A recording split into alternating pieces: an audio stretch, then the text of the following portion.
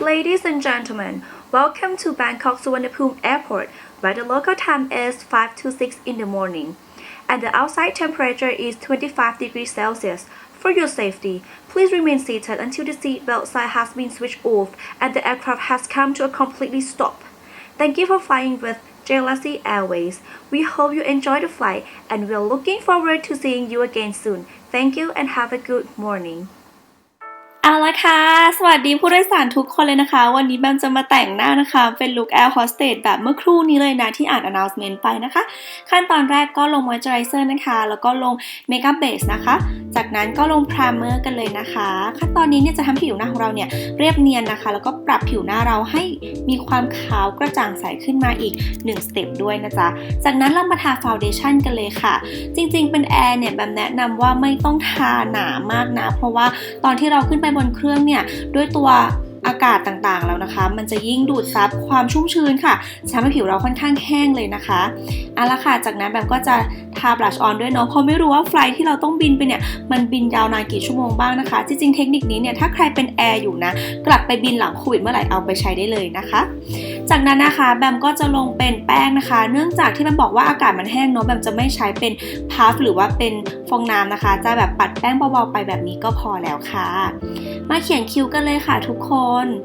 อันนี้แบมก็จะวาดกรอบคิ้วก่อนนะคะโดยการใช้ดินสอนะคะแล้วก็ใช้สปูลี่นะคะปัดตรงบริเวณหัวคิ้วให้มันมีความอ่อนลงนะคะแอร์โฮสเตสลุคนี้ที่แบมจะแต่งนะคะก็จะปากออกแบบว่ามีความแดงนิดนึงนะเพราะฉะนั้นแล้วเนี่ยเครื่องหน้าเราไม่ต้องแบบสตรองมากนะคะเพราะเราอยากให้ปากเราเนี่ยเป็นจุดเด่นเนาะการทาครีมบลัชลงไปนะคะก็จะช่วยให้มันติดทนนานขึ้นนะแต่แบมเนี่ยก็จะปัดพาวเดอร์ทับไปด้วยนะไม่ว่าจะเป็นแก้มคอนทัวร์หรือว่าไฮไลท์นะคะจากนั้นนะคะเราก็จะมาทาอายแชโดว์นะคะกรีดตานะคะแล้วก็แปะขนตาปลอมกันค่ะแบมแนะนำว่าให้แปะขนตาปลอมมากๆเลยนะสำหรับคนที่เป็นแอร์นะคะเพราะบางทีเนี่ยเราอาจจะมีการแบบเฮ้ยเผลอขยี้ตาหรืออะไรยังไงนะคะหาวหรืออย่างเงี้ยบางทีมาสคาร่าก็อาจจะเลอะได้นะคะ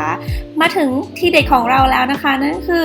เจลาซี่นะคะสี JL50 ค่ะกับสีแบบซีดเลยการทาลิปสีเข้มๆแบบนี้นะคะให้ perfect lip เนี่ยง่ายมากเลยแบมก็จะเริ่มจากการวาดตรงกลางปากแบบนี้ก่อนนะคะค่อยๆวาดตัว M นะคะที่เราฝั่งแล้วก็วาดกรอบข้างล่างแบบนี้เลยนะจากนั้นก็ fill in the blank ค่ะการที่เราวาดตรงกลางเนี่ยมันจะทำให้เราสามารถแบ่งสัดส่วนของปากได้ง่ายขึ้นนะคะและใครที่กำลังมองหาลิปที่ไม่ติดแมสในยุคโควิดแบมบอกเลยว่าเจลาซี่ตอบโจทย์มากๆค่ะเพราะว่ากันน้ำกันเหงื่อได้ดีสุดๆเลยค่ะนี่นะคะแบมทดลองแบบนี้เลยว่าไม่มีอะไรติดสำลีออกมาเลยเห็นไหมคะเรามาคอมพลีทลุคกันดีกว่าค่ะลองเป็นแอร์แบบขำๆนะโปรดสังเกตทางออกใกล้ตัวท่านและหากเกิดเหตุฉุกเฉินช่วยตัวเองก่อนที่จะช่วยคนอื่นนะคะเป็นยังไงพอเป็นแอร์ได้ไหมเอ่ยวันนี้แบมมี prompter challenge มาให้ทุกคนเล่นกันด้วยนะคะก็เป็น announcement ตอนแรกที่แบมอ่านไปเลยนะไหนใครอ่านทันใครทำทันบ้างก็ลองทำดูแล้วก็เมนต์มาบอกแบมหน่อยนะอยากเห็นมากๆเลยวันนี้ไปก่อนนะจ๊ะบ๊ายบายจ้ะถ้าใครพร้อมแล้วไป prompter challenge เริ่ม